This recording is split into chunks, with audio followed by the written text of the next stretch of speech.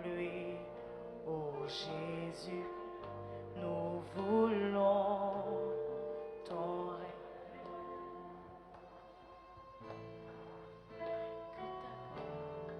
Descends et envahisse ce lieu. Chante avec moi. Que ta voix résonne pour la liberté. Que les cieux s'ouvrent et que vienne ta pluie. Et que vienne ta pluie.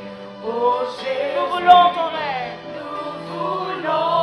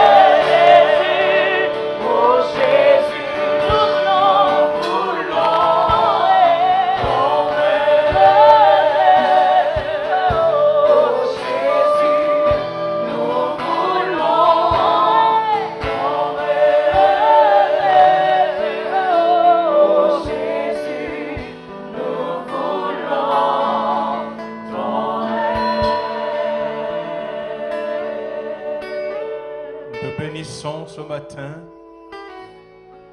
toi le grand Dieu d'Israël, notre Père et notre Dieu, parce que Seigneur, c'est un jour particulier. Seigneur, et nous savons, Papa, que ce matin, tu as commencé à nous visiter. Merci, Père, pour ta présence. Merci pour ton projet de nous remplir de ton esprit. Merci, Seigneur Dieu, de recommencer ce que tu avais accompli dans la chambre haute il y a 2000 ans, et qu'au travers de l'histoire de l'Église, tu as renouvelé dans la vie de ton peuple, de tes enfants. Nous sommes là aujourd'hui et Seigneur, nous désirons être remplis de ton esprit et recevoir ta puissance. Ce matin, Abba, honore ta parole, glorifie ton nom. Ô Dieu d'Abraham, d'Isaac et de Jacob, Seigneur, tu ne mens point. La Bible déclare qu'il n'y a en toi aucun nombre de variations. Tu ne changes pas. Tu es le même hier, aujourd'hui et éternellement. Alors ce matin, Père, que ce lieu soit rempli de ta nuée. Oh Abba, merci Seigneur de nous remplir ce matin de ton esprit. Merci de nous remplir de ta puissance. Au nom de Yeshua. Amen. Ok, veuillez vous asseoir. Merci beaucoup. Gloire à Jésus de Nazareth. Alors, 2 ou 3 choses avant que je ne rentre dans le message de ce matin. La première chose, c'est de rappeler, ou pour ceux qui ne sont pas au courant, de vous informer que cet endroit est l'autel de Dieu. Qui est-ce qui est au courant? Ce lieu est l'autel de Dieu. C'est un autel consacré. L'autel de Dieu, pour ceux qui sont venus au séminaire, vous savez aujourd'hui que l'autel est le lieu où les hommes se connectent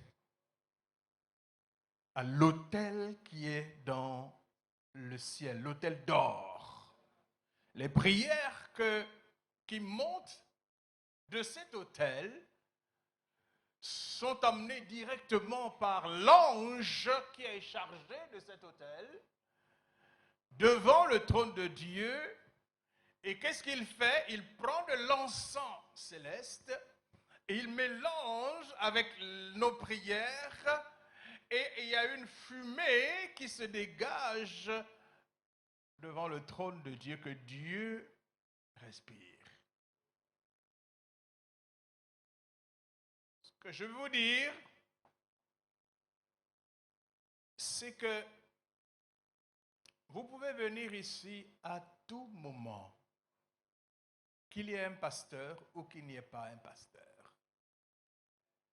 Venez vous agenouiller devant l'autel pour présenter votre problème, pour présenter votre situation, ou simplement pour prier pour quelque chose qui tient au cœur de Dieu. Vous n'avez pas besoin qu'on vous dise venez à telle heure prier, venez à n'importe quel moment de la journée. Si par exemple vous travaillez en face et que vous avez un temps libre pour une raison ou pour une autre, si vous êtes dans l'esprit, vous n'allez pas gâcher ce temps libre-là à aller parler, papoter dans les bureaux, traverser la route, venez à l'autel. Prenez ce temps-là pour déposer une prière sur l'autel. Alléluia. Est-ce que vous comprenez ce que je veux dire? L'autel est permanent. Il y a un feu qui brûle ici et qui est permanent, qui ne s'éteint pas le jour et la nuit. Alléluia. Et vous pouvez venir dans ces lieux devant l'autel. La deuxième chose, là où il y a l'autel, nous devons faire attention. Là où il y a l'autel, c'est un lieu sanctifié, c'est le lieu de la présence. Cela veut dire que quand je franchis les portes de ce lieu et que je m'assieds ici, je m'abstiens de tout ce qui peut me garder en contact avec l'extérieur et le monde. L'ange avait dit à Josué, ôte tes souliers parce que le lieu où tu te tiens est saint. Quand vous rentrez dans ce lieu, arrêtez de jouer avec la présence de Dieu. Certains rentrent ici et ils sont au téléphone avec X ou Y. Non, vous voulez téléphoner à X ou Y, vous sortez, vous allez dehors. Vous allez dehors. Respectez la sainteté de ce lieu. Alléluia. Je parle au Mont des Oliviers. Et à toute autre personne, parce que cet hôtel n'est pas seulement un hôtel du Mont des Oliviers. Alléluia. C'est un hôtel où tout le monde, n'importe qui, peut venir élever des prières à Dieu. Alléluia. La deuxième chose dont je voudrais parler va concerner notre attitude pendant ce temps, alors que la parole de Dieu sera libérée. Je voudrais que chacun de nous attendions à quelque chose. La Bible parle dans le livre des Actes au chapitre 10 de l'histoire d'un centenier romain du nom de Corneille. La Bible dit que c'était un homme pieux qui craignait Dieu, qui faisait beaucoup d'aumônes. En réalité, il aimait le Dieu de la nation juive dans laquelle il était en mission. Il avait certainement reçu la révélation que ce Dieu-là, c'est lui le vrai Dieu.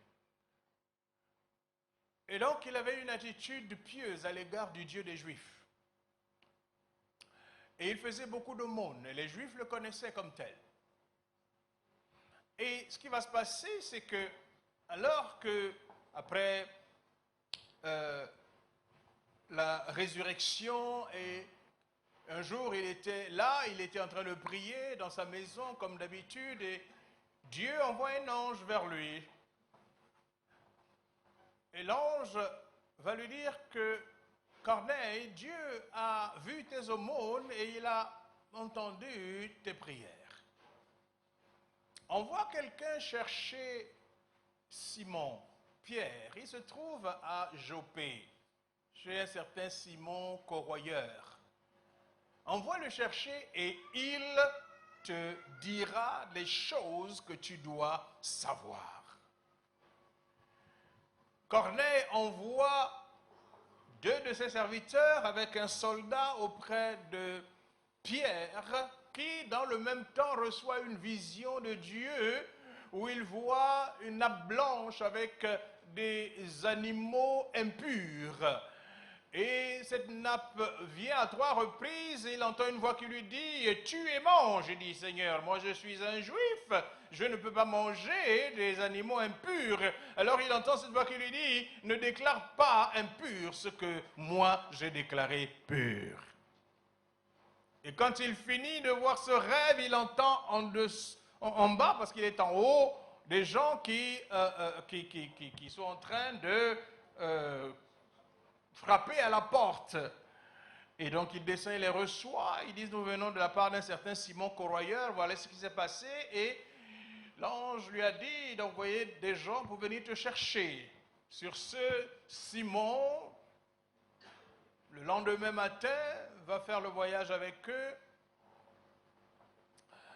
Et il arrive chez Corneille.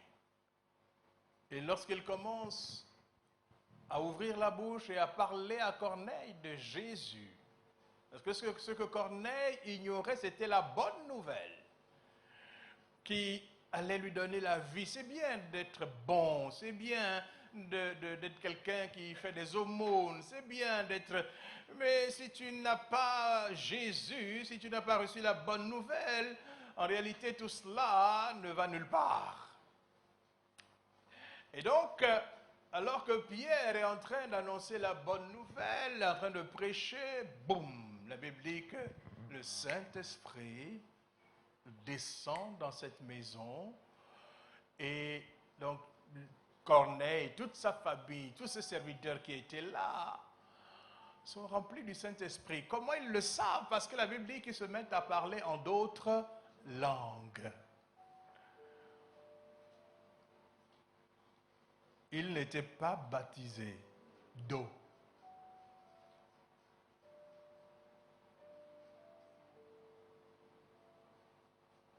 Ce matin, il y a des choses que Dieu a préparées pour toi. Si tu le crois, et si tu as le cœur ouvert et l'attitude qu'il faut, Pasteur Bénédicte hier a dit qu'il y a beaucoup de gens dans l'église qui sont blasés. En réalité, il y en a qui sont là depuis longtemps, ils sont là tous les jours, mais ils ne croient plus en rien, ils ne croient plus qu'ils peuvent recevoir de Dieu. Ils pensent parfois que Dieu a fini avec eux. Dieu n'a jamais fini. Dieu n'a jamais fini. Quel que soit ton âge, quel que soit tout ce que tu as déjà reçu, ne dis pas que, oh, j'ai assez reçu de Dieu. Non, Dieu n'a jamais fini. Et ce matin, ma conviction, c'est que il va encore toucher quelqu'un ce matin. Il va encore ajouter à quelqu'un ce qu'il lui a déjà donné. Il va encore propulser quelqu'un dans une dimension de foi et d'action nouvelle.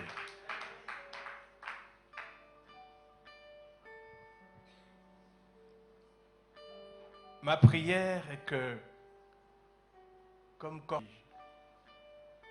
vous soyez ce matin dans l'attente de recevoir quelque chose. Dans l'attente, une attente particulière.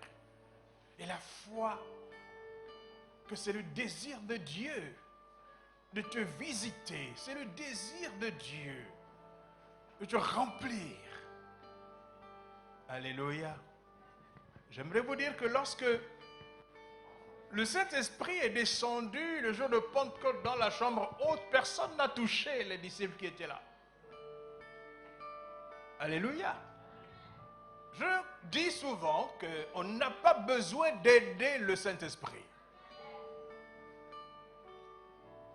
Vous savez, parfois quand il y a des mouvements dans la salle, donc les membres de la sécurité viennent et veulent, je dis, laissez les gens tranquilles. Le Saint-Esprit saura prendre soin d'eux. Sauf si c'est une manifestation démoniaque, à ce moment-là, on peut intervenir. Alléluia. Vous savez, la force du Saint-Esprit est tellement puissante que lorsqu'elle tombe sur vous, elle vous bouscule forcément. Mais en même temps, le Saint-Esprit vous aime suffisamment pour vous protéger. Alléluia.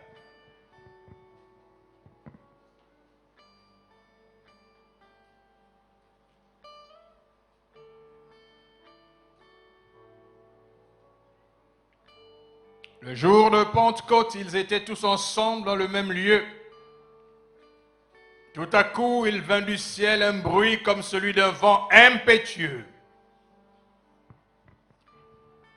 La première chose qui est apparue le jour de Pentecôte, c'est un vent impétueux, le bruit du vent. En hébreu, le Saint-Esprit, l'Esprit se dit « roi ». Roi. Saint-Esprit se dit roi à Kodesh.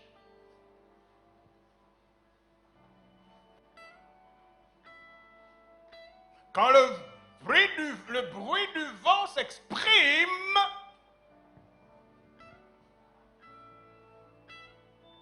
pour ceux-là qui pouvaient savoir, et les Hébreux le savaient, que l'esprit c'est le vent, l'esprit c'est le souffle. Rappelez-vous, Adam, pourquoi et comment Adam est-il devenu une créature vivante, une âme vivante? Qu'est-ce que Dieu a fait? Le souffle qui est en Dieu, qui est l'esprit. Ah, je ne sais pas si je dois aborder cet aspect avec vous. Parce qu'il y a chez les théologiens, il y a toujours eu, et il y aura toujours un débat autour de la Trinité. Certains n'y croient même pas, ils ne pensent même pas qu'il y ait une Trinité. Mais la Bible nous dit, il parle au nom du Père, du Fils et du Saint-Esprit. Ça n'a pas été inventé par les catholiques. Mais ce sur quoi souvent il y a discussion, c'est le rapport des uns et des autres dans cette Trinité. Et bien souvent, lorsque nous parlons du Saint-Esprit, dans l'Église, on voit souvent le Saint-Esprit comme la troisième roue du carrosse. Et d'ailleurs, le terme même qu'on utilise exprime la troisième personne de la Trinité. Or, en réalité, le Saint-Esprit est l'essence même de Dieu. Jésus dit, Dieu est esprit. C'est pour ça que ceux qui l'adorent doivent l'adorer en esprit et en vérité. Si tu n'as pas l'esprit de Dieu, tu ne peux pas adorer.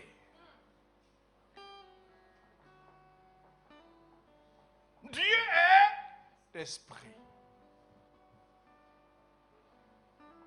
L'esprit, c'est la nature de Dieu. C'est ce qu'il est. Et le Fils, Jésus, qui procède du Père, engendré par le Père, est également esprit également dans son essence.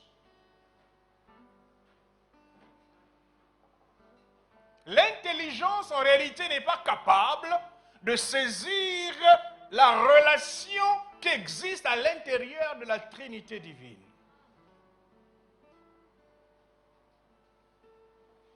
Ce que je veux dire, arrêtons de considérer le Saint-Esprit comme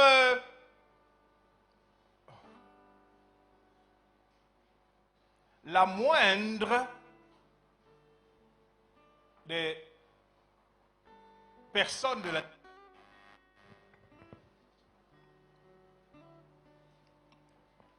En réalité, le Père est l'Esprit, le Fils est l'Esprit, mais pour une raison inexplicable, les trois personnes sont aussi distinctes. Ils sont un et ils sont distincts. Allez savoir. Ce que je veux commencer par dire aujourd'hui, si Dieu a jugé bon que ceux qui sont en Christ, ceux qui ont été recréés en nouveauté de vie, doivent vivre par l'Esprit, doivent exister en Christ par l'Esprit, c'est parce qu'il confère à l'Esprit le rôle majeur dans tout ce que Dieu veut faire.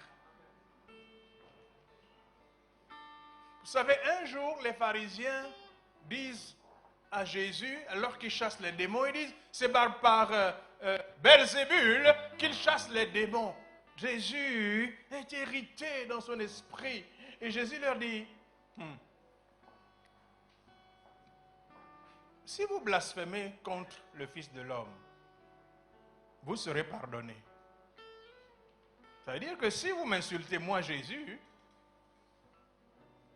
vous serez pardonné. Mais, si vous insultez le Saint-Esprit, vous ne serez jamais pardonné. Cela vous parle de qui est le Saint-Esprit. On ne joue pas avec le Saint-Esprit. Vous pouvez jouer avec Jésus. Certains ont dit, bon, Jésus c'est mon ami. Oui. Jésus c'est mon frère. Oui, bon, tout ça c'est vrai. Mais ça dépend maintenant de la relation que tu entretiens avec Jésus. Si ça tourne maintenant au non-respect, tu peux faire tout ce que tu veux parce que c'est Jésus est ton ami. Pour Jésus, il n'y a pas de problème. Mais sachez que le Saint-Esprit, lui, tu ne peux pas faire ça avec lui.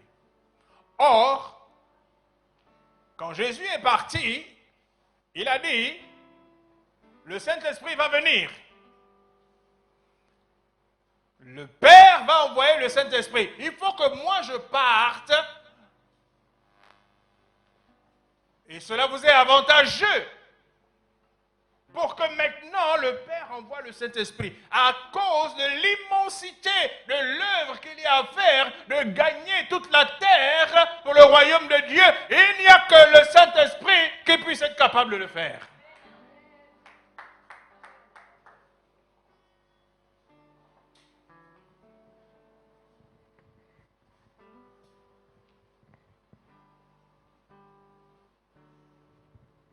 Je vais vous parler aujourd'hui du pouvoir du Saint-Esprit.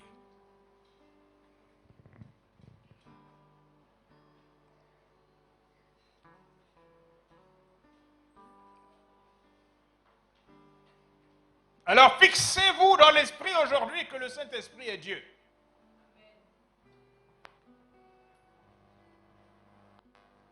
Le Saint-Esprit est Dieu. Merci. Vous pouvez aller.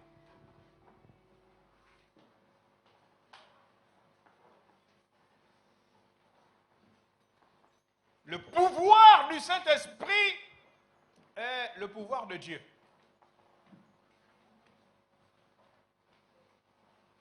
Ça veut dire que le Saint-Esprit peut tout.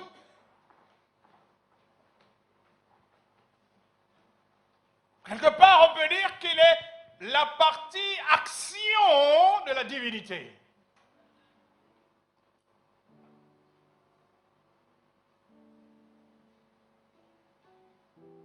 C'est comme si quand Dieu doit agir pour accomplir la pensée qu'il a décidée, c'est la personne du Saint-Esprit qui est à l'œuvre.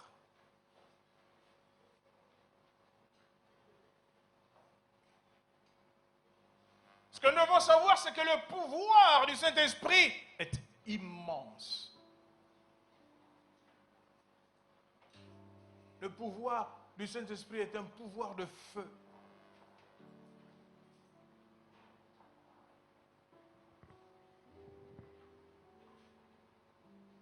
Lorsqu'il vient, nous devons l'alimenter, nous devons l'attiser pour qu'il devienne un outil efficace que Dieu va utiliser pour nous transmettre les qualités dont nous avons besoin pour mener une vie fructueuse.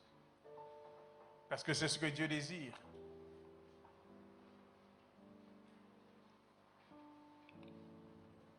Quels sont les aspects du pouvoir du Saint-Esprit?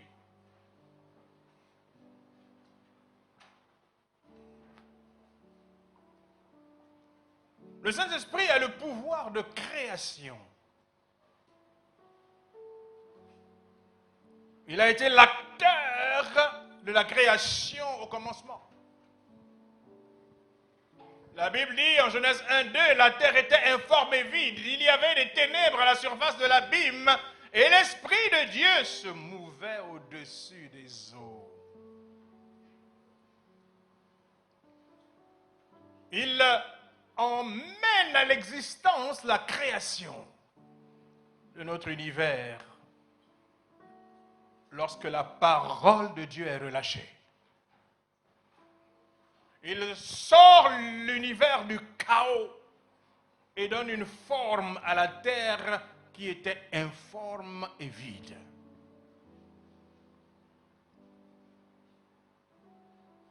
Le Saint-Esprit,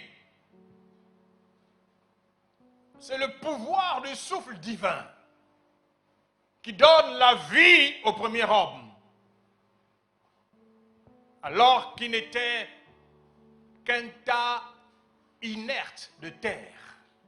C'est le souffle de Dieu, l'Esprit qui a été soufflé en lui qui lui donne la vie. C'est le Saint-Esprit qui est à l'œuvre pour nous recréer en Jésus-Christ. Quand le temps de notre recréation arrive, selon le plan de Dieu, alors c'est le Saint-Esprit qui entre en action pour faire de nous une nouvelle création.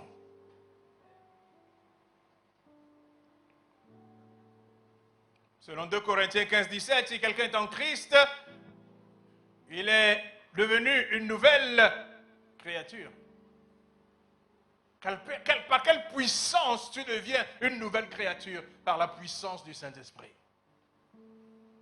Les choses anciennes sont passées et toutes choses deviennent nouvelles. Le Saint-Esprit a le pouvoir d'arranger les circonstances pour nous amener à recevoir la parole qui va créer la foi dans notre cœur.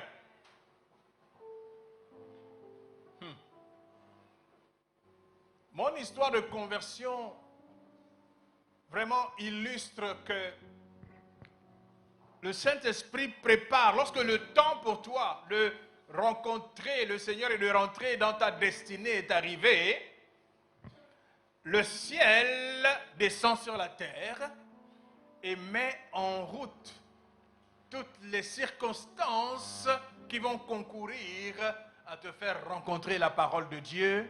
Il va mettre la foi dans ton cœur pour l'accepter afin que tu deviennes disciple. Mon histoire est une histoire étrange.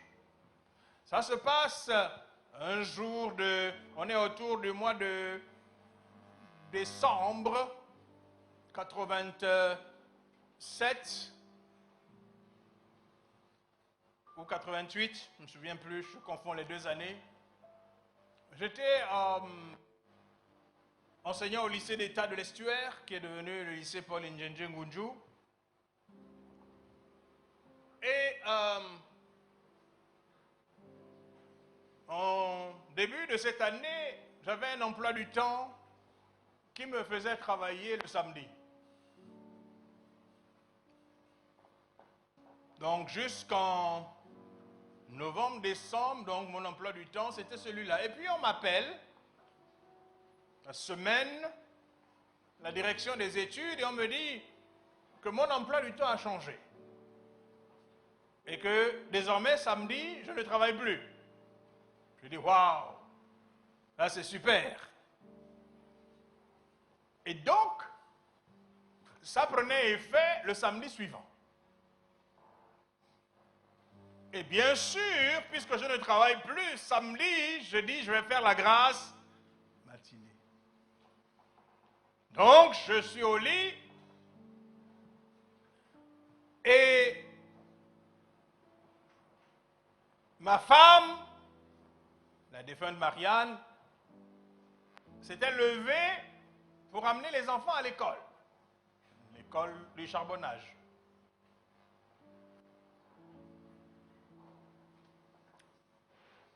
Quelques minutes après, elle revient me réveiller en me disant « Il faut que tu viennes changer la roue de la voiture parce qu'elle est crevée. »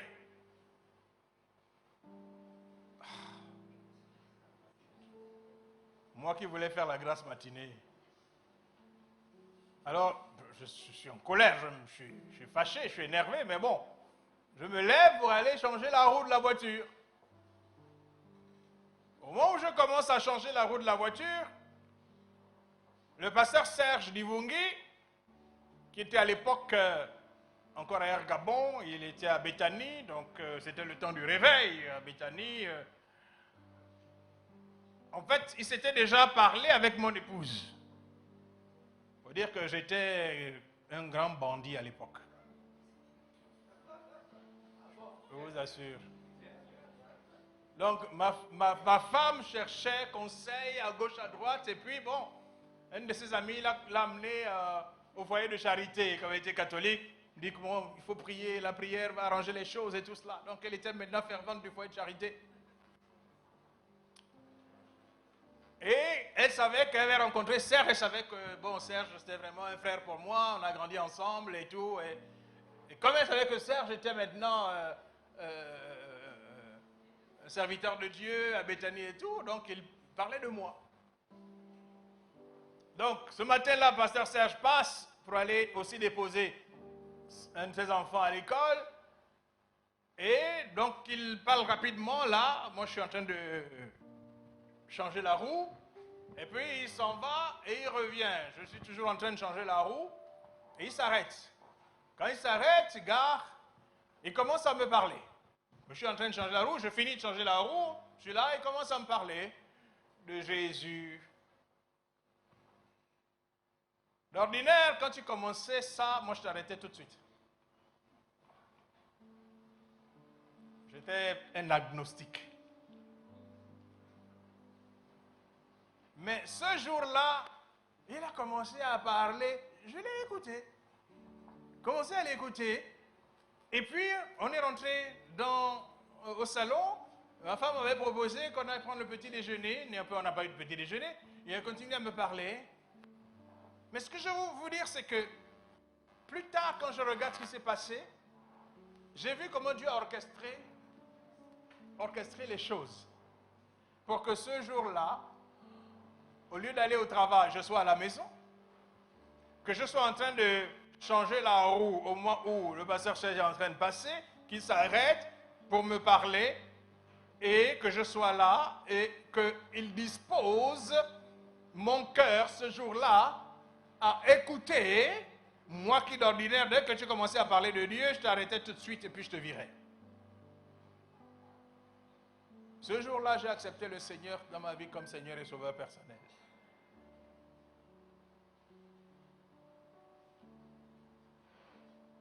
Dieu avait tout orchestré. En fait, ça c'est l'action du Saint-Esprit. En réalité, l'action du Saint-Esprit ne commence pas seulement après que vous ayez accepté Jésus.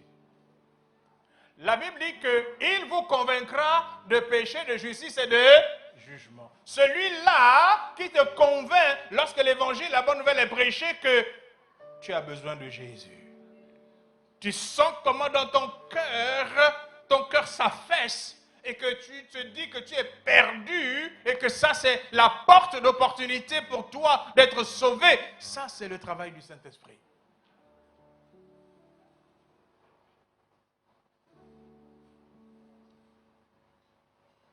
C'est le Saint-Esprit, même après, lorsque vous êtes des enfants de Dieu, il arrive des moments où vous allez vous demander, mais est-ce que je suis vraiment un enfant de Dieu? Ça vous est jamais arrivé? Parce qu'au fond, il n'y a rien. Il n'y a aucune chose extérieure là qui te dit que il n'y a aucun papier qui a été signé pour te dire que tu es un enfant de Dieu.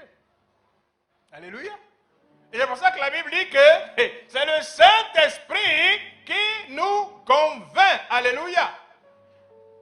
Ce que dit l'apôtre Paul dans Romains 8,16. C'est lui qui nous donne la conviction, l'assurance que nous sommes enfants de Dieu. Alléluia.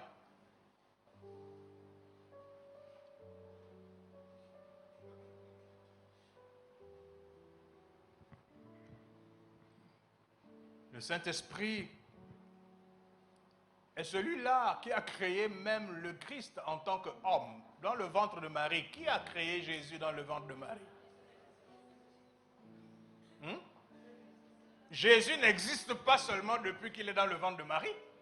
Il existe dans le ciel depuis avant même le commencement de la création.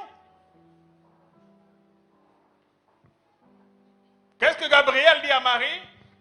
Le Saint-Esprit te couvrira de son ombre.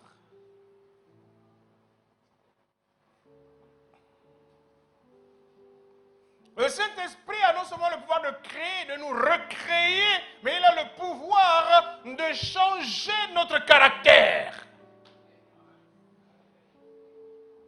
Ne désespère pas d'avoir été un homme colérique, d'avoir été une femme, enfin, ne désespère pas à cause des défauts.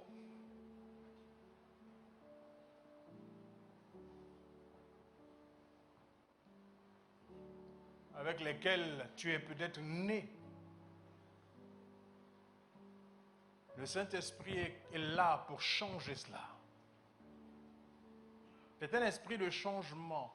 C'est un esprit de conversion. C'est lui qui agit dans ta vie afin de t'amener à développer le caractère de Christ. Alléluia. Vous savez, ce n'est pas nous, ce n'est pas par nos paroles que nous pouvons changer quelqu'un. Dans notre église à Pretoria, un jour, une jeune fille est arrivée dans l'église. Elle était habillée de manière provocante. Elle sortait de la rue. Ce jour-là, le Saint-Esprit l'a amenée à l'église. Il y avait une diaconesse zélée qui est allée la trouver pour lui attacher un pagne.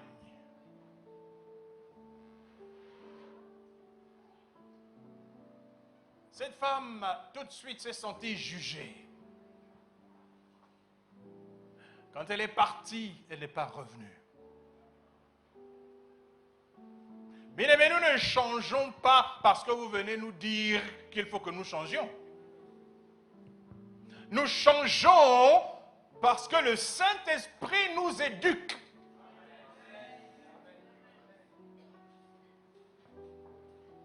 C'est le Saint-Esprit qui nous change par l'éducation qu'il nous donne. Au contact de la parole de Dieu, nous-mêmes nous réalisons que la façon dont je suis habillé là ne glorifie pas Dieu. Parfois nous sommes tellement religieux.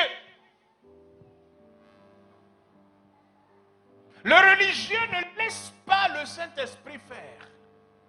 Le religieux doit faire lui-même.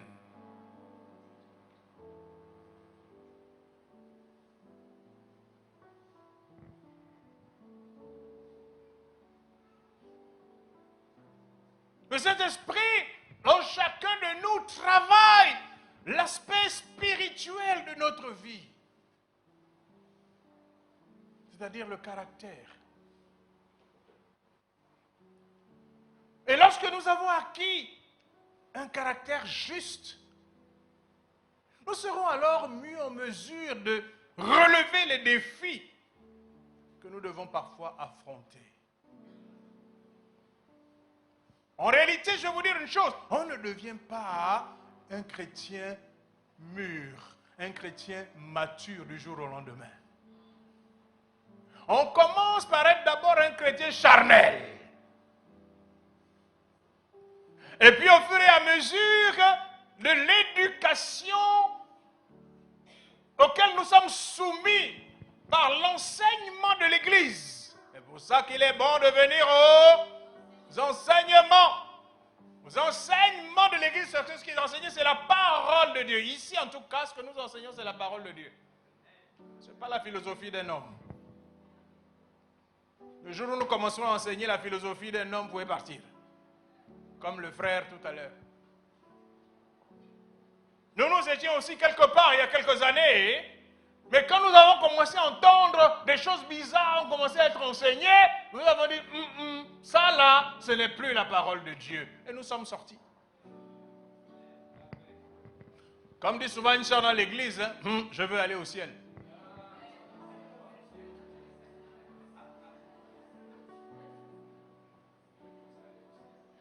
Oui, mais avant d'aller au ciel, il faut d'abord travailler sur la terre.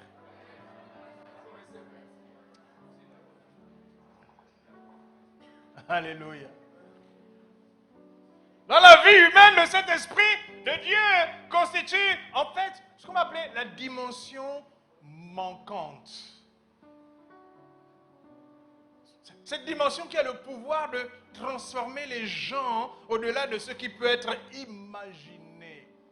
Vous savez, quand vous avez été soumis à l'action du Saint-Esprit, après un certain temps, vous repartez vers les gens qui vous ont connus avant, et ils vous regardent et disent, qu'est-ce qui s'est passé? Si après un certain temps, tu retournes vers les gens qui te connaissent et qui trouvent que tu n'as pas changé, ça veut dire que tu n'es pas converti.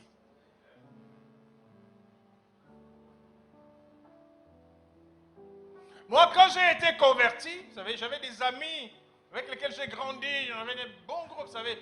Aujourd'hui, le docteur Akouré Davin, qui est député à l'Assemblée nationale aujourd'hui, faisait partie de mes amis d'enfance. On a commencé le CPE ensemble à Port-Gentil. CP1.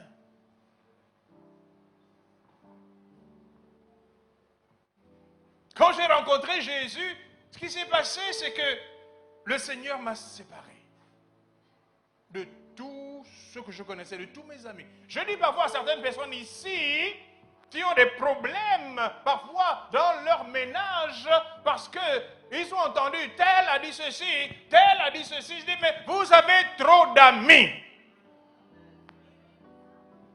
Un chrétien ne peut pas avoir autant de personnes non converties qui l'écoutent.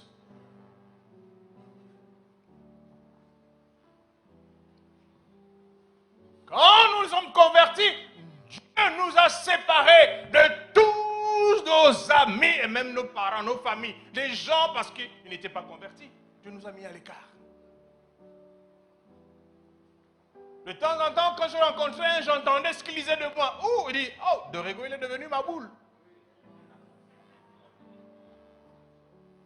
Oui, oui. Moi, il m'appelait maintenant ma boule.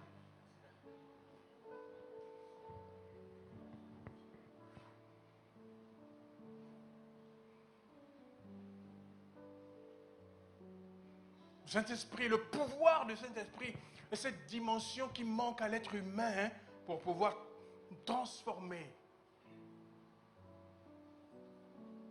en un être que nous n'aurions même pas imaginé être. En tant que croyants, nous avons besoin, par exemple, de vaincre le péché. Il y a des gens qui sont en Jésus, mais ils continuent de pécher. Je ne dis pas que c'est impossible de pécher. Ça peut nous arriver d'une façon ou d'une autre. La Bible dit que celui qui dit qu'il ne pêche pas, c'est un menteur. Oui, ça peut nous arriver, mais ça ne doit pas être permanent et continu. C'est-à-dire que le même péché dans lequel je suis tombé aujourd'hui, demain j'ai demandé pardon, et puis après, c'est encore le même péché dans lequel je tombe, et ainsi de suite. Tu as besoin de délivrance.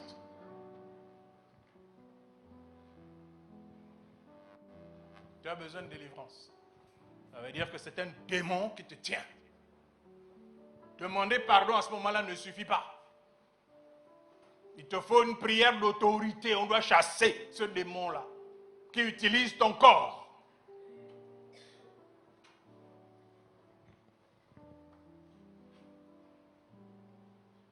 Nous avons besoin de vaincre la peur et affronter les épreuves de notre vie avec courage. Et pour cela, notre propre volonté ne suffit pas.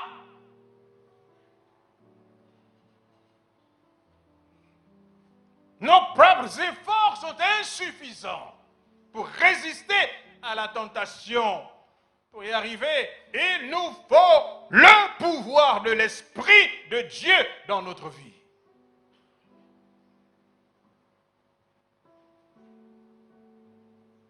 Vous pouvez passer une vie chrétienne sans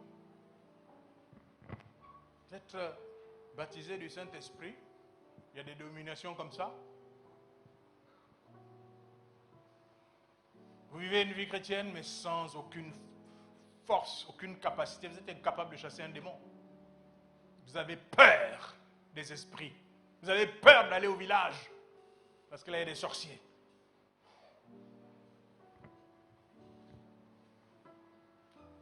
Le Saint-Esprit, troisième pouvoir, si vous voulez que je numérote. 1, le pouvoir de création. 2, le pouvoir de changement, de conversion. 3, le pouvoir... la Bible dit que c'est un esprit de force. La Bible dit que c'est un esprit... Quand vous lisez 2 Timothée 1,7, il est dit, car ce n'est pas un esprit de timidité que Dieu nous a donné, mais un esprit de force, d'amour et de sagesse. Le Saint-Esprit a le pouvoir d'ôter en nous la peur. Beaucoup d'entre nous, nous vivons dans la peur.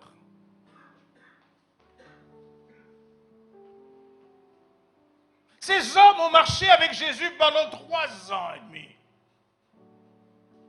Mais le jour où on est venu arrêter Jésus, ils se sont sauvés. Et ils se sont cachés.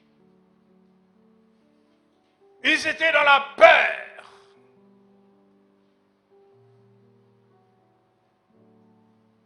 Et ça, c'était l'œuvre du diable.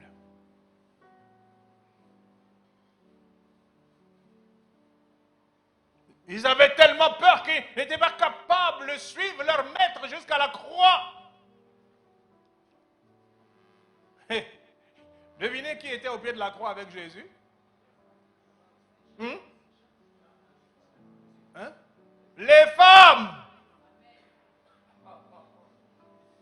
Et d'ordinaire, là, qu'est-ce qui faisait la loi autour de Jésus? C'était Pierre et Jacques et Jean. Mais là, ils avaient disparu. Au moins, Jean était là, avec les femmes. Ils avaient peur. Peur. Peur.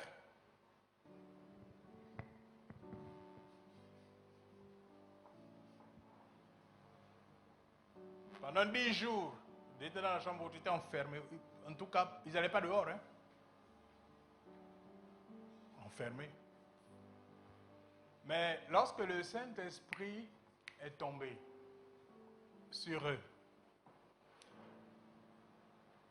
la peur est partie. Pierre et les 11 sont sortis.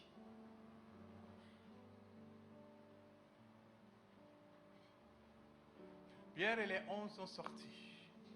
C'était le jour traditionnel de Pentecôte. Tous les Juifs du monde entier étaient là à Jérusalem, dans le temple qui n'était pas loin. Avec tout le Gotha des sacrificateurs, des Lévites, tout le monde était là.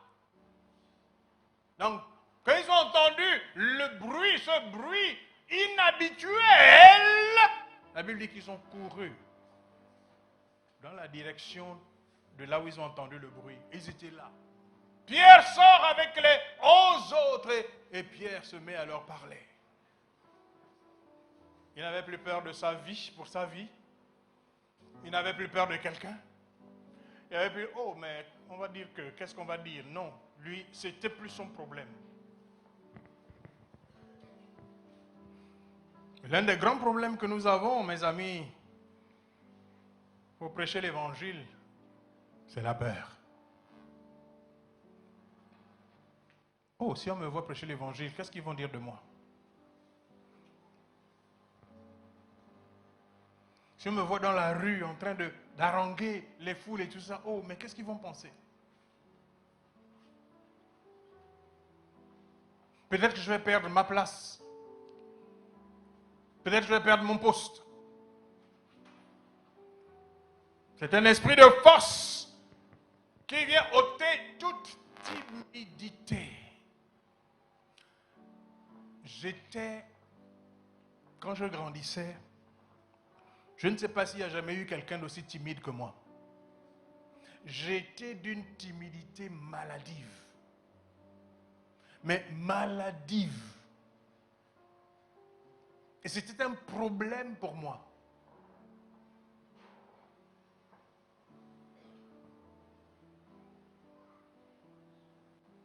Mais quand j'ai rencontré le Seigneur, cet esprit de timidité m'a quitté. J'ai été complètement changé. Si quelqu'un est dans cette salle et a un problème de timidité, aujourd'hui, le Saint-Esprit va te guérir de ta timidité. Il y a quelqu'un qui a une timidité, une timidité maladive, comme moi je l'avais avant? Lève la main, n'aie pas peur. Alléluia. Toi aussi. Oh non, ne me répète pas ça. Ah, c'est pas vrai ça. Oh.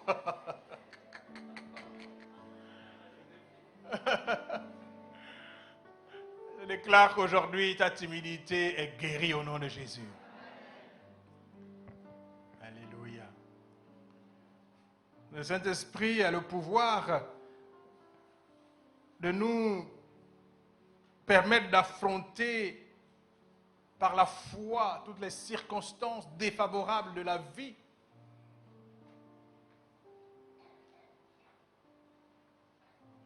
Vous savez, quand vous faites face à des situations difficiles de la vie, la solution n'est pas de fuir. Parce que fuir ne résout pas le problème. Il est toujours là. Il faut l'affronter. Et dans le Seigneur, tu as toutes les ressources avec le Saint-Esprit pour affronter cette situation. Je disais à quelqu'un il y a encore quelques jours,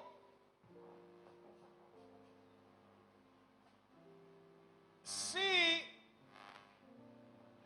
la promesse de Dieu pour toi est que tu sois vainqueur, parce que la personne me disait qu'elle passait par des difficultés terribles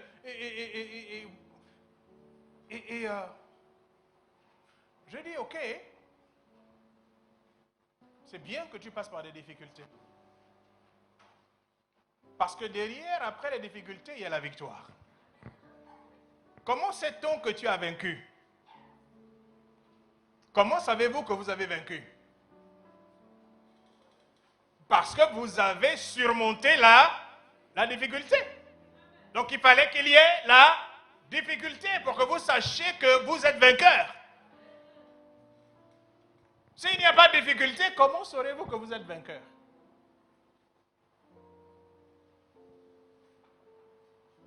Jésus a dit, vous aurez des tribulations dans le monde, mais sachez que j'ai vaincu le monde. Pourquoi il leur dit ça? C'est-à-dire que certes, vous allez rencontrer des difficultés, mais sachez que vous allez en triompher. Parce que moi, j'ai triomphé.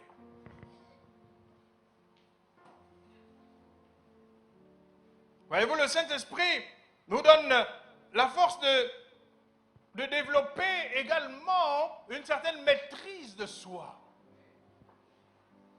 Et nous avons ensuite besoin, vous savez, la maîtrise de soi, c'est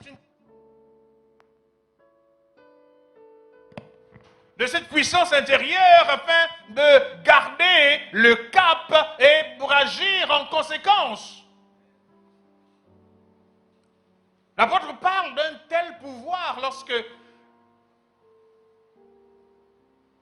qui est la force nécessaire pour se maîtriser et pour contrôler nos pensées et nos actions. Lorsqu'il dit, vous n'avez pas reçu un esprit de timidité, mais un esprit de force, d'amour et de sagesse.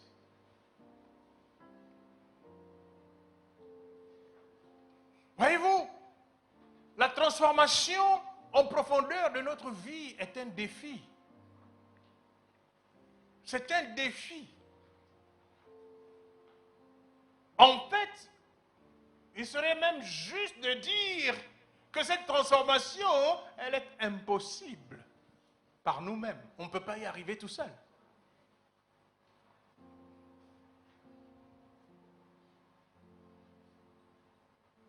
Mais lorsque Dieu nous dit que nous pouvons recevoir un esprit de force, en fait, c'est là ce qu'il entend, c'est-à-dire le pouvoir de transformer véritablement notre vie. Lui, il nous aidera à vivre cette profonde transformation. Mais nous devons tout d'abord nous rapprocher de lui pour en être remplis, pour être remplis du Saint-Esprit.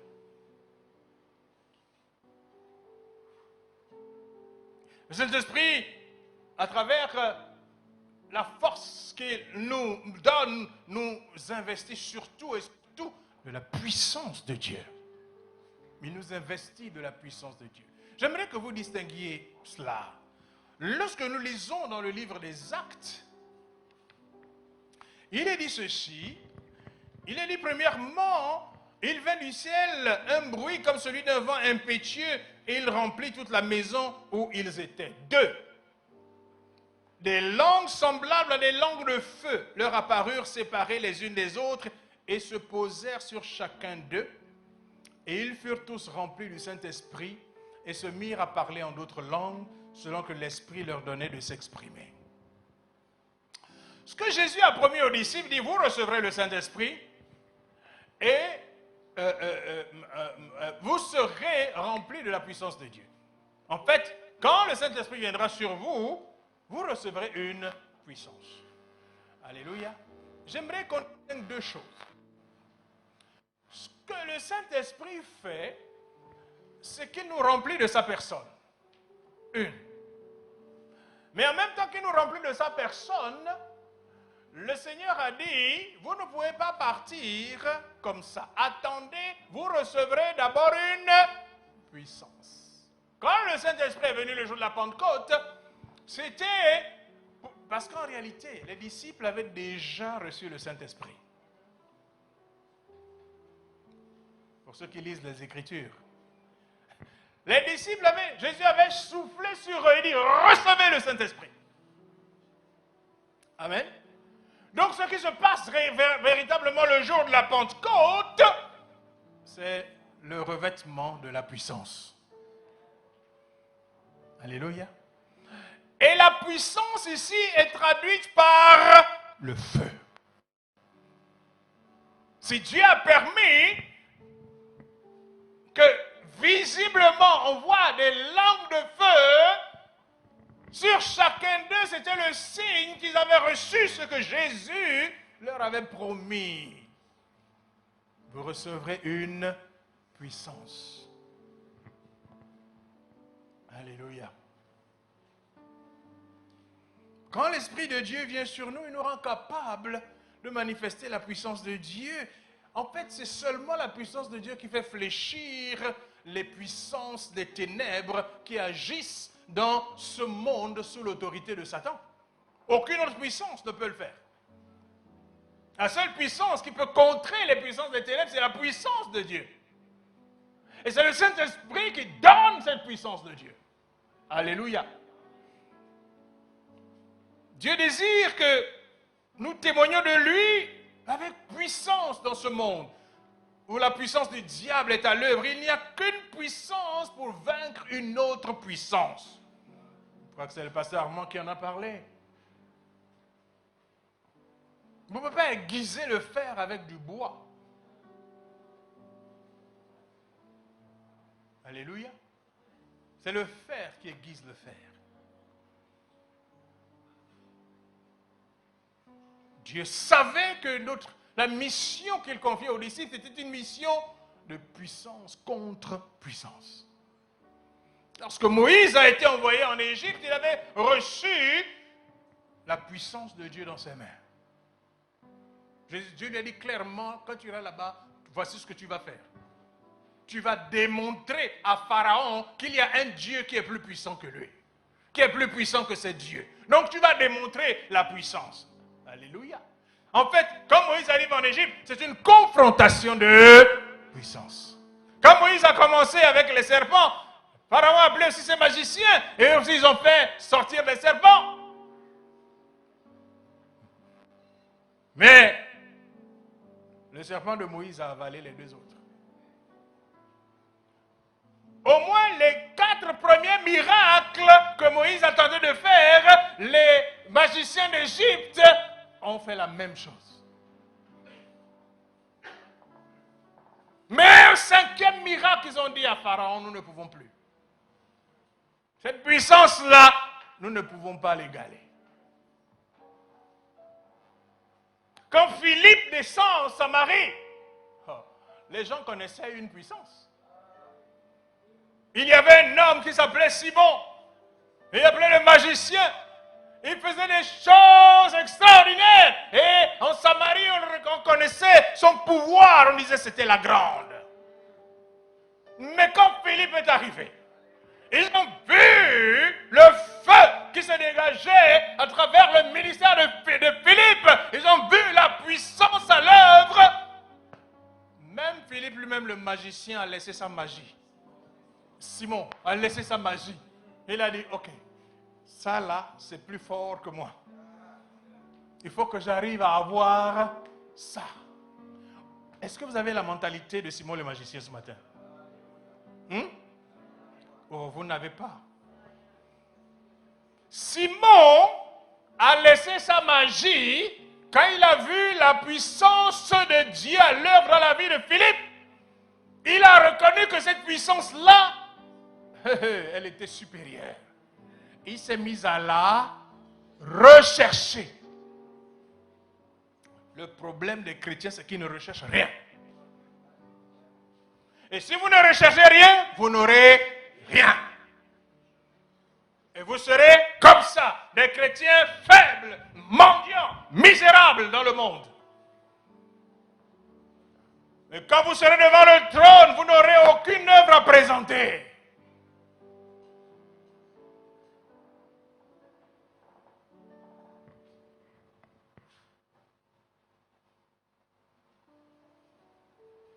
Qu'est-ce qui a fait sortir les Hébreux d'Égypte?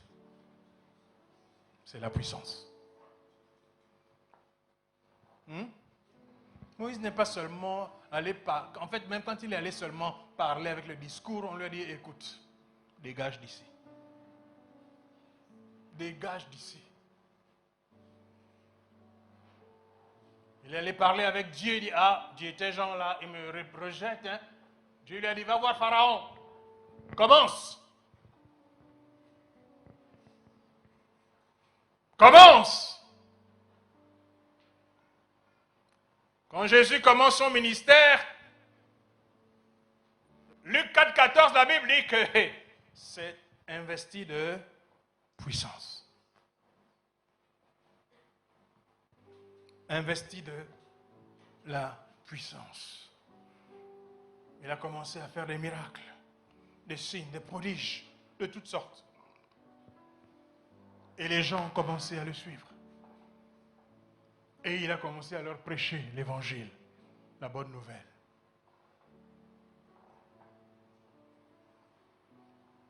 Tous ces gens étaient auparavant sous le joug d'une autre puissance.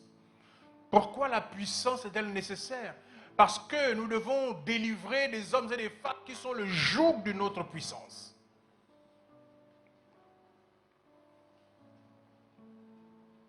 Être rempli de puissance ne doit pas être quelque chose d'extraordinaire pour un chrétien né de nouveau. Ça doit être la norme. Vous me suivez? Ça doit être la norme.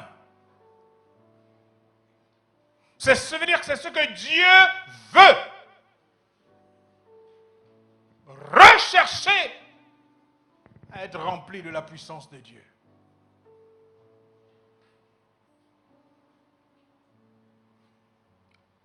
Lorsque Jean-Baptiste envoie ses disciples, alors qu'il est en prison, pour demander à Jésus si c'était bien lui qu'ils attendaient, Jésus a dit, ok, asseyez-vous là. Tout de suite, la Bible dit, il s'est mis à faire des miracles.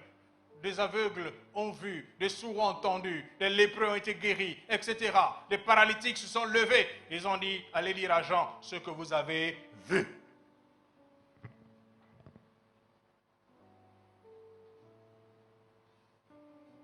Quand il arrive, avant de commencer son ministère, à la synagogue de Nazareth,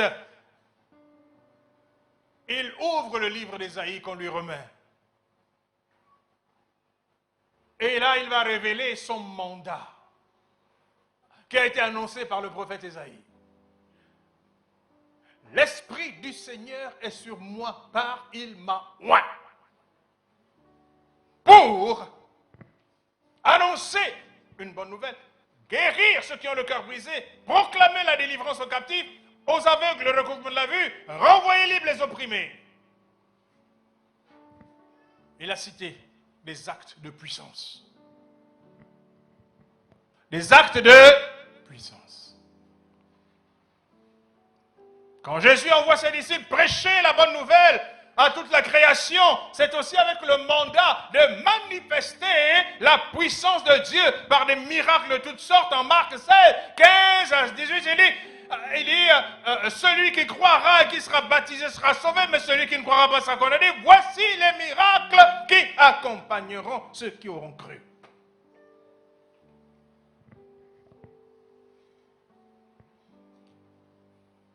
Etc. Vous pouvez lire cela. Le ministère des apôtres de Jésus et des premiers chrétiens, tels que le diacre Philippe, dont nous avons parlé tout à l'heure, ont été des ministères de puissance. Parce qu'ils avaient été revêtus de la puissance d'en haut par le Saint-Esprit. Mes amis, quand vous vous levez le matin pour aller à votre lieu de travail, parce que vous êtes en Jésus-Christ, oh, les gens doivent vous remarquer. Les gens ne doivent pas être indifférents à votre passage. Parce que vous portez une puissance.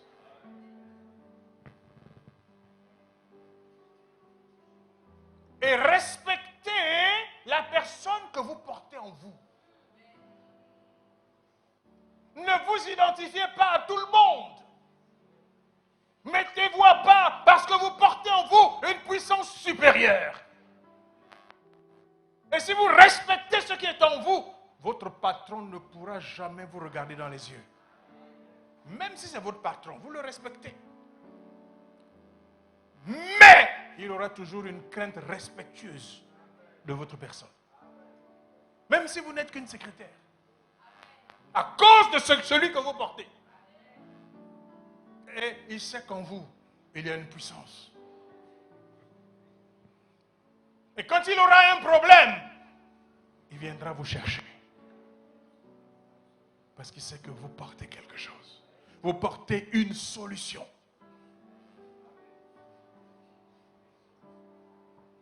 Ne soyez pas des chrétiens misérables que les gens du monde n'ont pas envie d'imiter. Même si vous n'avez pas d'argent, marchez la tête haute. Marchez comme un prince ou une princesse. Parce que c'est ce que vous êtes. Des princesses, des princes de Dieu. Des ambassadeurs du royaume supérieur du royaume de Dieu.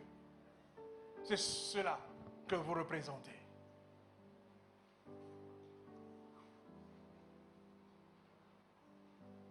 Paul a fait taire l'esprit de divination qui était en train de se manifester par la bouche d'une femme qui avait un esprit de python tous les jours. Il était derrière Paul pour crier derrière lui.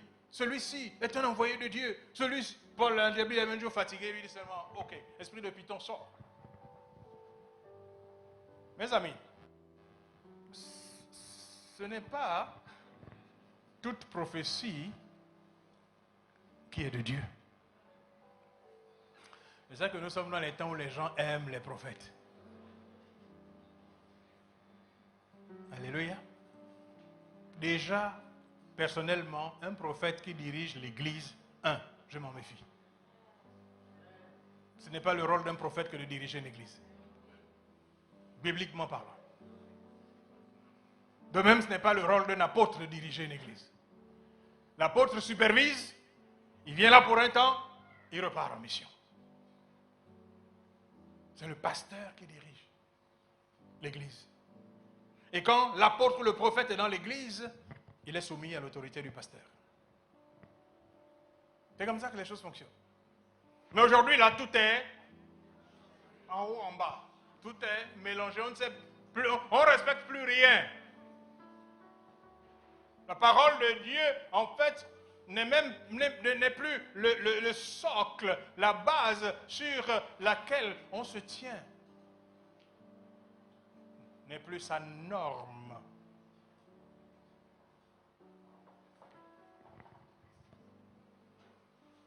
Mes amis, ayez soif d'être remplis de la puissance de Dieu. Ne vous contentez pas seulement d'être en Christ. Ayez soif d'autre chose. Ayez soif d'être remplis de la puissance de Dieu.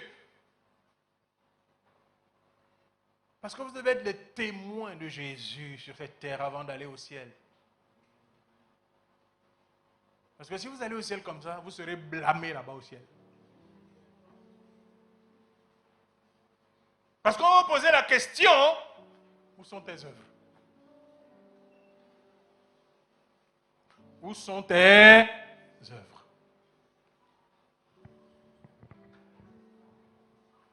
Quand il est vrai qu'il y en a aussi qui viendront, diront, mais Seigneur, Seigneur, nous avons fait ceci, nous avons fait des miracles en ton nom. Et là, Jésus va leur dire, je ne vous connais pas. Pourquoi?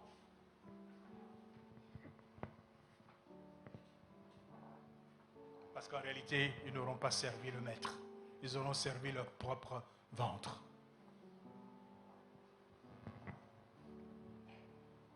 En Apocalypse 14, verset 13, il est dit que nous nous présenterons devant Dieu accompagnés de nos œuvres. Soyez des croyants vainqueurs, dominateurs des démons, dominateurs des maladies, dominateur des puissances des ténèbres, pour faire avancer le royaume de Dieu sur la terre en faisant reculer les ténèbres. Mes amis, ce n'est pas par les discours que l'on fait reculer les ténèbres. C'est par la puissance. Dis avec moi, c'est par la puissance. C'est par la puissance qu'on fait reculer les ténèbres.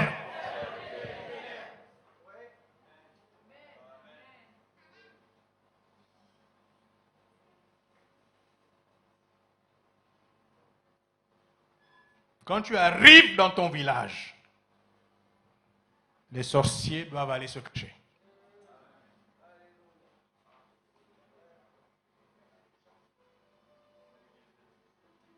Oh, je ne veux pas aller au village là-bas. Là-bas, il y a des sorciers. Là-bas, il y a... Qui va aller les évangéliser? Qui va aller parler? Qui va aller prêcher l'évangile à ta grand-mère qui est au village? Qui va aller prêcher l'évangile à tes oncles qui sont au village? La Bible dit, crois au Seigneur Jésus et tu seras sauvé, toi et toute ta famille. Pas seulement de papa, maman et les enfants. Ta famille au sens africain, c'est la famille élargie. Parce que tu es la porte de ta famille.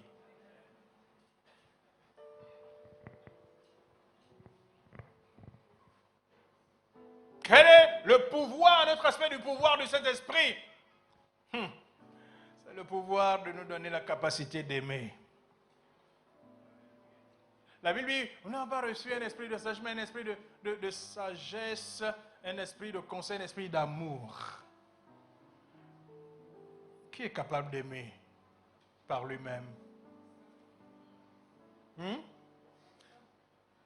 Ce n'est pas l'amour charnel que tu épouses, que tu éprouves pour un homme ou une femme. Ce n'est pas l'amour éros dont il s'agit. C'est l'amour de Dieu. L'amour qui te permet d'aimer Dieu lui-même. L'homme n'est pas capable d'aimer Dieu par lui-même. C'est le Saint-Esprit qui nous donne la capacité et le pouvoir d'aimer Dieu. Et c'est le Saint-Esprit également qui nous donne le pouvoir et la capacité d'aimer les autres. Il y a des gens qui sont tellement mauvais que tu es incapable de les aimer.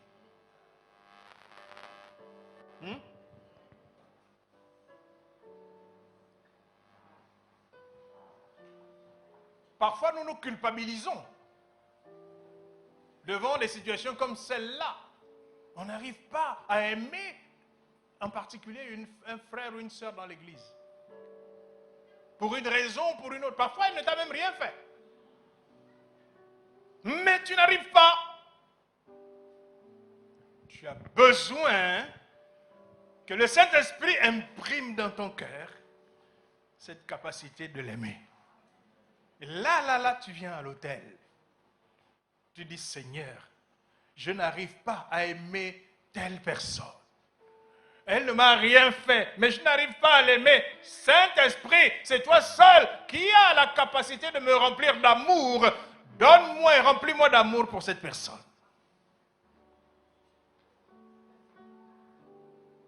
Mes amis, il faut être vrai avec Dieu. Parce que Dieu sait exactement ce que tu es avant même que tu aies ouvert la bouche. Dieu sait que tu n'aimes pas cette personne-là. Mais ce qu'il attend, c'est que tu viennes le lui dire. Et que tu lui demandes de changer dans ton cœur. Et ça, c'est l'œuvre du Saint-Esprit.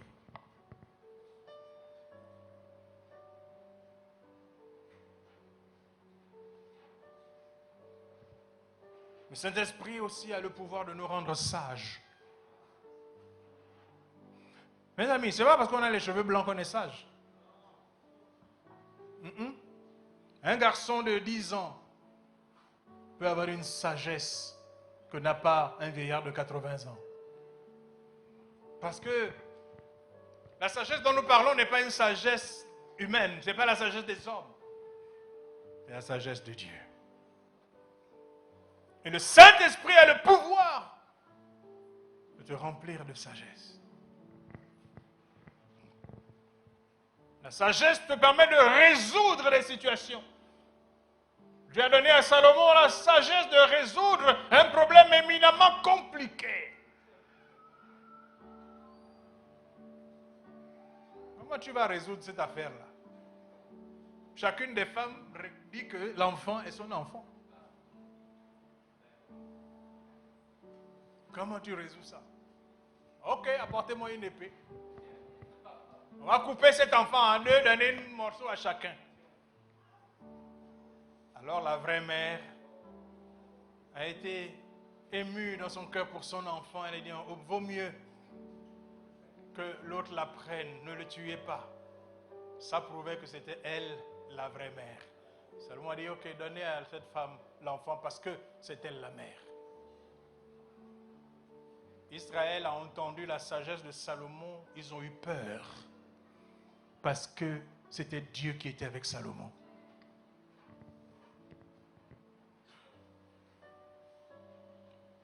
L'apôtre Paul dit dans 2 Corinthiens 10, 3 à 5, si nous marchons dans la chair, nous ne combattons pas selon la chair, car les armes avec lesquelles nous combattons ne sont pas charnelles, mais elles sont puissantes par la vertu de Dieu pour renverser les forteresses. Nous renversons les raisonnements et toute hauteur qui s'élève contre la connaissance de Dieu et nous amenons toute pensée captive à l'obéissance de Christ. Parfois, nous avons des choses à reprocher à Dieu. Nous estimons qu'il est injuste ou qu'il nous ignore quand nous l'appelons. Nous sommes parfois déçus parce qu'il n'a pas répondu à notre prière. Nous avons besoin de vivre en accord avec le Saint-Esprit. Cela signifie abandonner l'idée que nous-mêmes nous faisons de Dieu. Cela signifie considérer Dieu tel qu'il est en réalité et nous considérer nous-mêmes tels que nous sommes. L'apôtre Paul met au défi les chrétiens de son époque de chasser toute pensée ennemie de Dieu et de sa souveraineté sur toute vie et d'amener toute pensée captive à l'obéissance de Christ. Pour cela, il faut un esprit autodiscipliné et façonné par le Saint-Esprit. Le Saint-Esprit a le pouvoir de transformer notre nature. Voyez-vous, après sa rencontre miraculeuse sur la route de Damas avec Jésus, Paul va subir un processus de transformation très important. Il va être baptisé, il va recevoir le don du Saint-Esprit et sa vie sera dès lors axée sur Dieu. Plus tard, lui-même va décrire ce processus de transformation qu'il avait subi pour que nous comprenions le pouvoir qui a été mis à notre disposition. Il va déclarer en Romains 8, 1 à 4, « Il n'y a donc maintenant aucune condamnation pour ceux qui sont en Jésus-Christ. » Voyez-vous les choses dont l'apôtre Paul parle, en fait, quand il parle de ça, il pense d'abord à lui. Il pense d'abord à sa vie et à tout ce qu'il a subi comme transformation par le Saint-Esprit. Et donc il dit, il n'y a donc maintenant aucune condamnation pour ceux qui sont en Jésus-Christ. En effet, la loi de l'esprit de vie en Jésus-Christ m'a affranchi de la loi du péché et de la mort, afin que la justice de la loi soit accomplie en nous, qui marchons non selon la chair, mais selon l'esprit. Parce qu'avant d'être baptisé et recevoir le Saint-Esprit, Paul était un opposant à la pensée de Dieu à cause de tout ce dont il avait hérité. Et lorsqu'il va commencer à marcher selon l'esprit, sa philosophie de vie va complètement changer.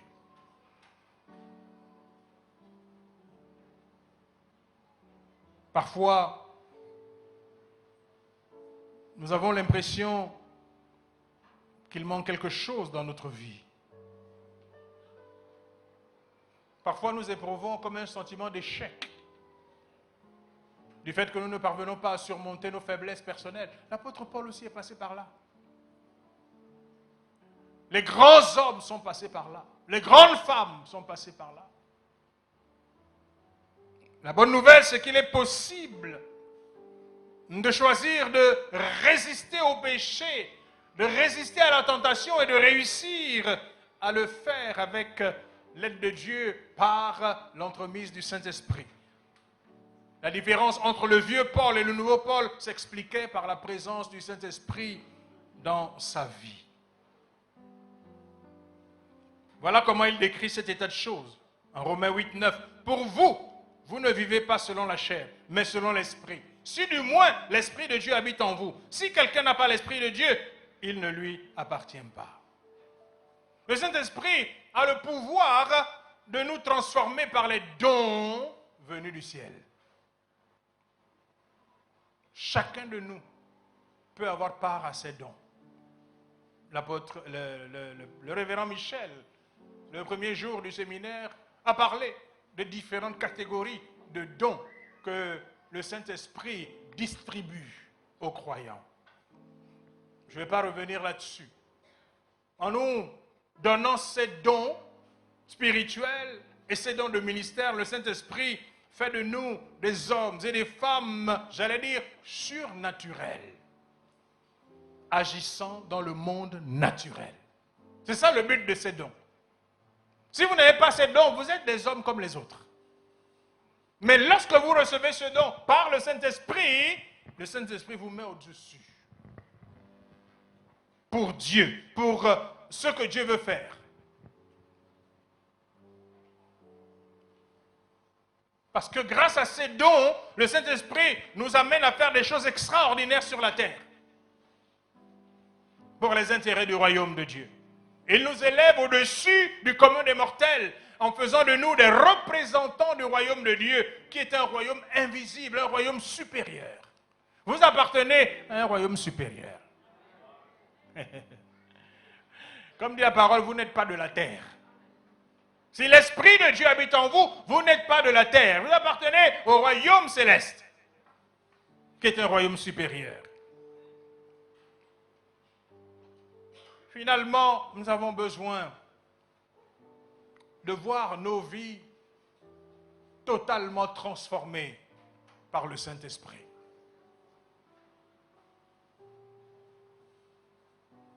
Voyez-vous, pour être chrétien, vous avez besoin de professer votre foi, votre croyance en Jésus-Christ.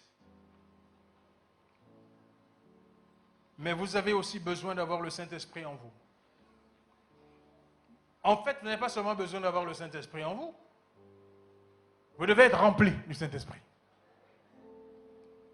Bon, en fait, vous ne devez pas seulement être rempli du Saint-Esprit. Alléluia. Vous devez être baptisé de feu. C'est-à-dire revêtu de la puissance de Dieu. Une chose que Jean-Baptiste avait dit, je pense que c'est dans le livre de Luc, il dit, c'est lui qui baptise de Saint-Esprit et de feu. Si le baptême du Saint-Esprit et le baptême de feu étaient la même chose, il aurait dit, où? C'est lui qui vous baptise du Saint-Esprit ou de feu. Mais il n'a pas dit ça. Il a dit, il vous baptise de Saint-Esprit et de feu. Ça veut dire que être baptisé de feu, c'est une dimension complémentaire d'être baptisé du Saint-Esprit. Je soumets ça à votre théologie. Nous parlons bien du baptême du Saint-Esprit, mais nous ne parlons jamais du baptême du feu. Alléluia. Je suggère que ce qui vous amène dans cette dimension de puissance, c'est le baptême du feu.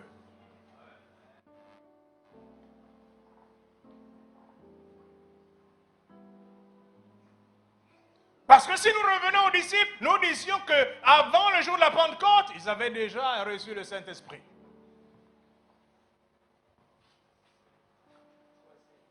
Mais le jour de la Pentecôte, comme Jésus leur avait dit, vous recevrez une puissance.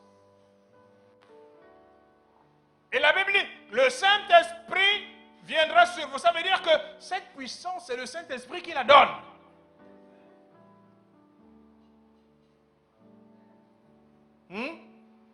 Rappelez-vous, au début, je vous ai parlé de qui est le Saint-Esprit. Sans le Saint-Esprit, il n'y aurait pas la création. Sans la création, sans le Saint-Esprit, il n'y aurait pas l'homme. Vous êtes d'accord avec moi? Donc le Saint-Esprit fait tout. Quand Dieu libère une pensée, cet esprit la met en œuvre.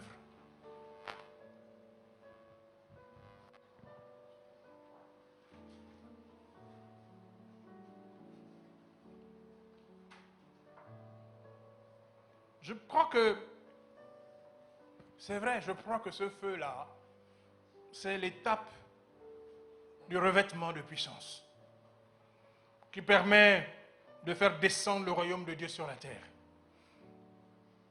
Voyez-vous, il y a une chose qui est troublante. Je ne sais pas si vous avez jamais pensé à ça. Jean-Baptiste avait été rempli du Saint-Esprit depuis le sein de sa mère. Oui ou non? Corrigez-moi si je mens. Jean-Baptiste était rempli du Saint-Esprit dans le sein de sa mère. Jean-Baptiste avait l'onction pour prêcher la repentance, mais Jean-Baptiste n'avait pas l'onction de puissance. Il n'a fait aucun miracle. Parce que ce n'était pas sa mission. C'est pour ça qu'il dit de Jésus, moi qui suis, je ne suis pas digne de délier ses souliers. Lui, c'est lui-là qui est rempli du Saint-Esprit et de feu.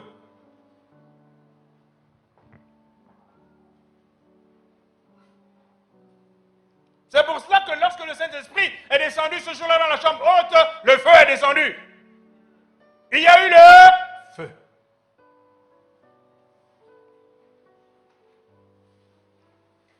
Jean-Baptiste avait dit, c'est lui qui est baptisé du Saint-Esprit et de feu.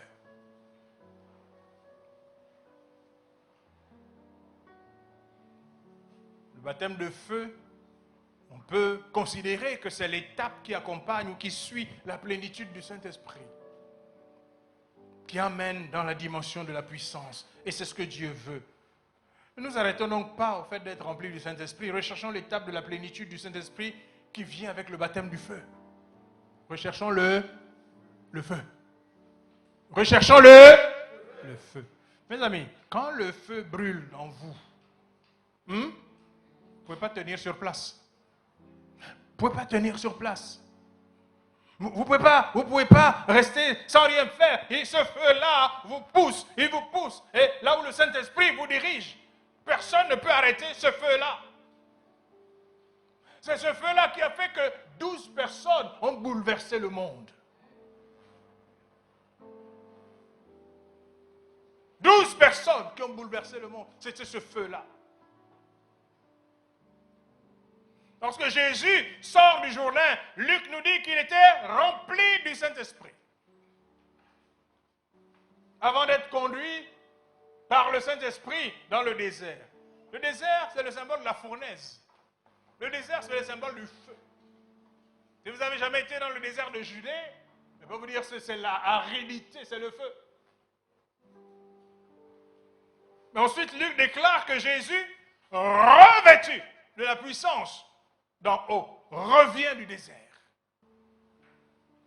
Après avoir jeûné 40 jours et puis avoir été exposé à la tentation de Satan dont il sort victorieux par la parole de Dieu, quand il sort de là, prodige, miracle dans le pays d'Israël. Et sa renommée remplit le pays.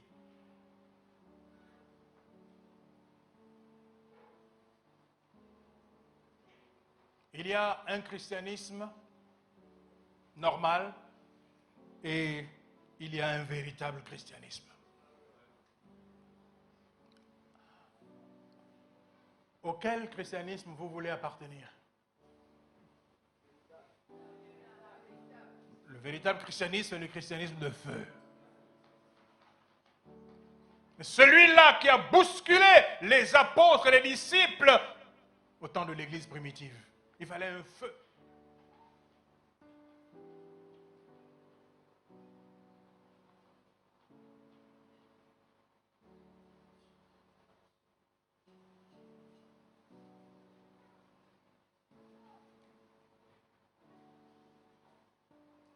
Je termine.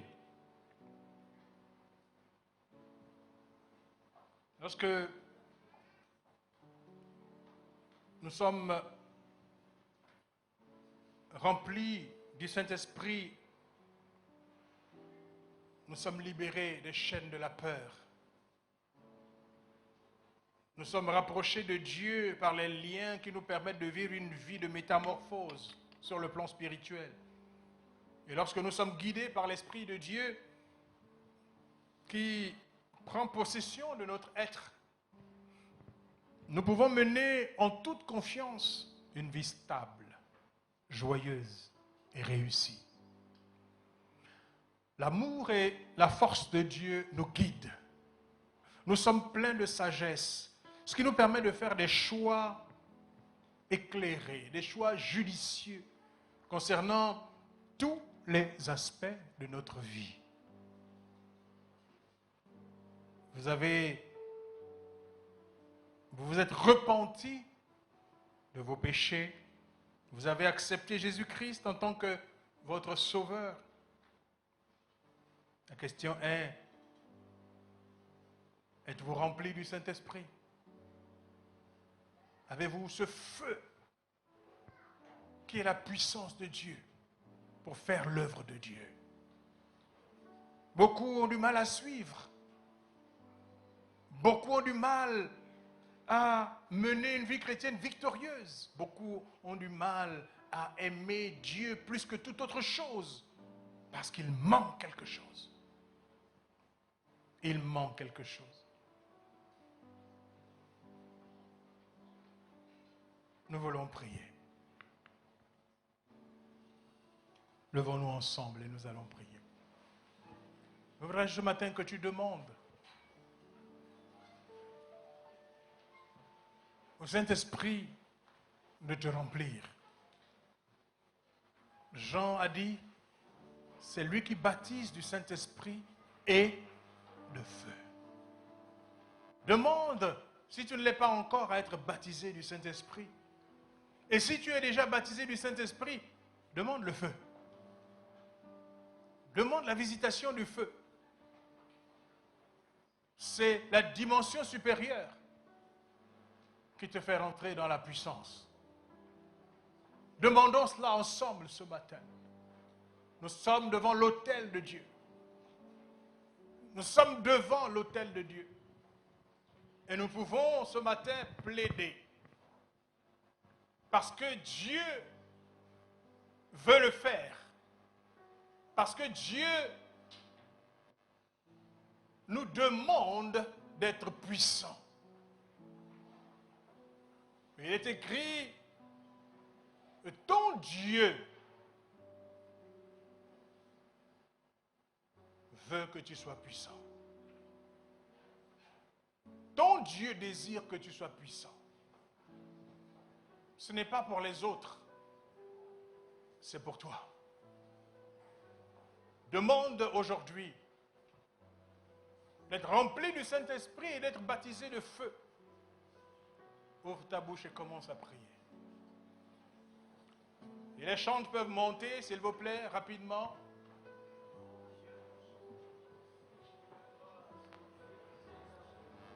Prie avec ferveur. Demande cela avec force et vigueur. Et dit, demandez et vous recevrez. Demandez et vous recevrez. Alors demande cela. Alors que tu te trouves à l'autel de Dieu. Alléluia. Alléluia. Seigneur, j'ai besoin de ton feu. Visite-moi ce matin par le feu. Selon la parole, le Jean qui déclare que c'est Jésus qui baptise du Saint-Esprit et de feu. Seigneur, ce matin, remplis cette salle de ton feu et que ton feu touche tes enfants ce matin. Dans le nom de Jésus, nous demandons le feu. Nous demandons le feu du ciel. Nous demandons le feu de l'Esprit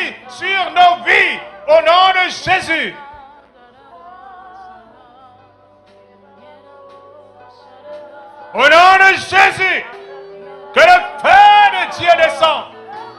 Saint-Esprit, descend par ton feu. Saint-Esprit, descend par ton feu. Descends sur nous. Descends sur nous. Que ton feu nous visite. Au nom de Jésus de Nazareth. Remplis-nous. Remplis-nous de toi. Remplis-nous de ton feu. Au nom de Jésus. Au nom de Jésus. Esprit de feu. Esprit de feu. Descends sur nous ce matin. Descends sur nous ce matin. Viens embraser nos corps. Viens embraser nos vies. Embrasse nos vies, cet esprit. Embrasse nos corps ce matin. Embrasse nos corps ce matin. Esprit de Dieu. Esprit du Dieu vivant. Viens et embrasse. Viens et embrasse. Viens et embrasse.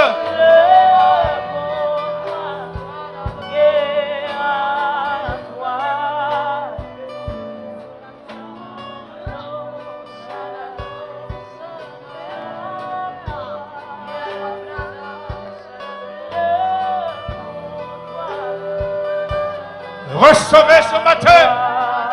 Recevez ce matin le feu de Dieu dans vos vies. Le feu de Dieu dans vos vies. Recevez ce matin. Recevez. Recevez. Recevez. Au nom de Jésus. Recevez. Recevez. Recevez. Que le feu de Dieu descende. Recevez le baptême du feu. Recevez le baptême du feu. Au nom de Jésus. Au nom de Jésus. Au nom de Jésus. Recevez le baptême du feu. Recevez le baptême du feu. Au nom de Jésus. Au nom de Jésus. Soyez embrasés. Soyez embrasés pour le Seigneur Jésus. Soyez embrasés. Le pouvoir à toi. À toi. Oh, Saint-Père. Saint-Père. Nous t'adorons. Levons nos mains vers le ciel.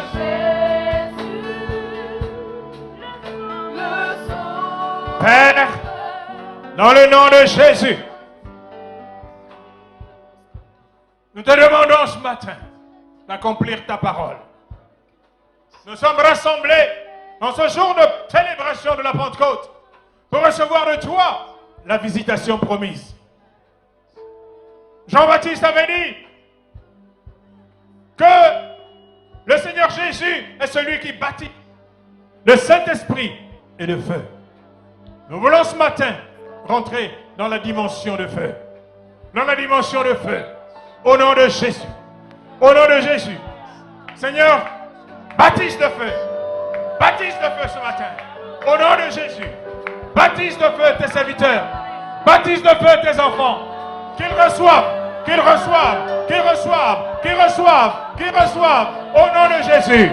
Oh, alléluia. Qu'ils reçoivent. Qu'ils reçoivent. Qu'ils reçoivent. Qu'ils reçoivent. Qu'ils reçoivent. Qu'ils reçoivent. Dans le nom de Jésus. Dans le nom de Jésus. Que le feu de Dieu descende sur toi. Que le feu de Dieu descende sur toi. Et embrasse ton corps, embrasse ton âme, embrasse ton esprit, maintenant même, au nom de Jésus, au nom de Jésus, au nom de Jésus, au nom de Jésus. Reçois le feu de Dieu, reçois le feu, reçois le feu, reçois le feu, reçois le feu, reçois le feu, au nom de Jésus. Que le feu embrase tout esprit démoniaque dans ta vie, maintenant même, au nom de Jésus. Que le feu embrase maintenant tout ce qui n'est pas de Dieu dans ta vie, au nom de Jésus. Que l'esprit de vérité, l'esprit de vie, l'esprit de révélation, l'esprit de puissance descende maintenant sur chacun de vous. Au nom de Jésus, recevez, recevez, recevez. Au nom de Jésus de Nazareth, recevez le Saint-Esprit. Soyez baptisés, soyez baptisés, soyez baptisés, soyez baptisés, soyez baptisés de Saint-Esprit et de feu, de Saint-Esprit et de feu, de Saint-Esprit et de feu, au nom de Jésus, au nom de Jésus, au nom de Jésus, recevez, recevez, recevez.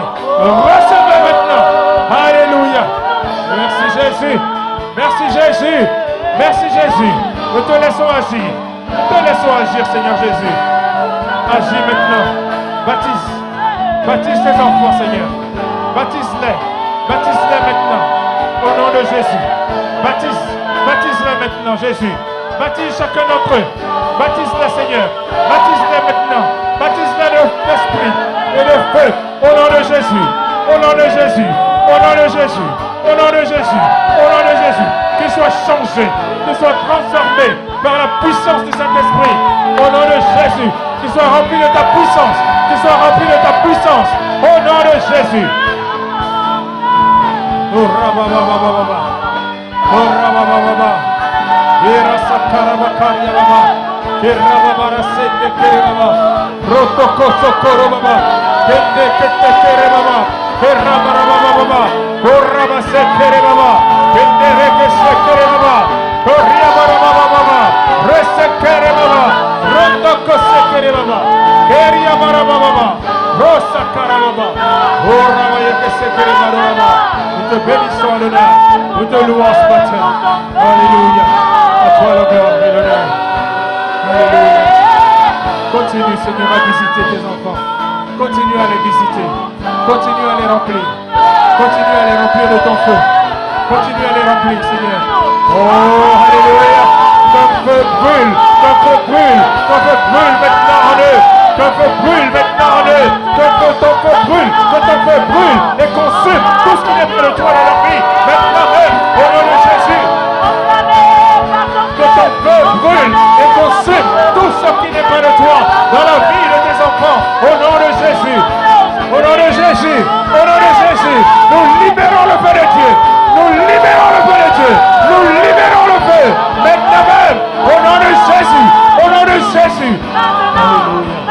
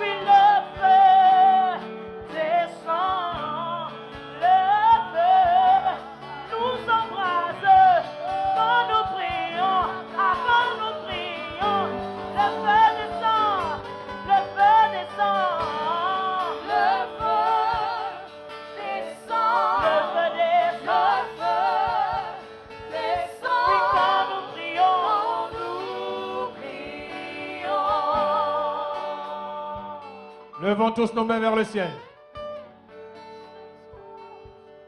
Merci Père. Dites avec moi, merci Père, parce que ce matin, tu as envoyé ton esprit et tu me remplis de ton feu. Tu me remplis de ta puissance pour œuvrer dans le monde, dans la victoire, pour repousser les puissances des ténèbres. Au nom de Jésus, je reçois ce feu dans ma vie pour agir en conséquence. Donc la puissance du Saint-Esprit, au nom de Jésus, je suis transformé par la puissance du Saint-Esprit. Mon caractère est transformé. Je n'ai plus peur.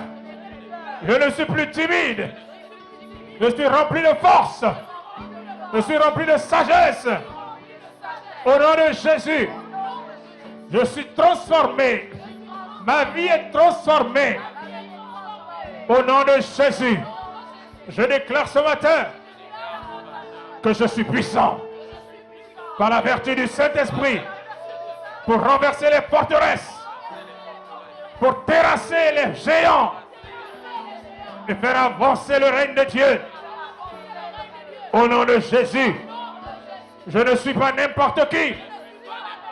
Je suis le Fils de Dieu, établi sur la terre pour l'accomplissement des desseins de Dieu. Et je suis vainqueur par Christ qui m'a aimé et qui me remplit de force, de sagesse et de puissance. Merci Seigneur, parce que je ne suis plus le même. Au nom de Jésus. Amen.